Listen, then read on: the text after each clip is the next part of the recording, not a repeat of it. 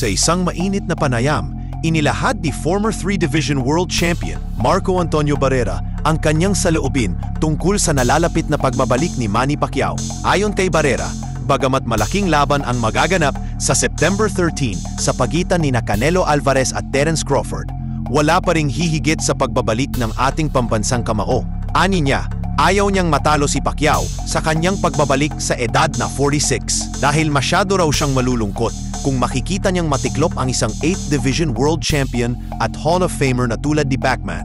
Dagdag pa ni Barrera, napakalapit ni Pacquiao sa puso ng mga fans dahil sa bawat laban ay buong puso raw itong nakikipagbakbakan para lang mapasaya ang tao. Kaya kung naniniwala raw si Manny na kaya pa niyang tapatan ang mga batang kampyon, panahon na para patunayan niya ito sa July 19.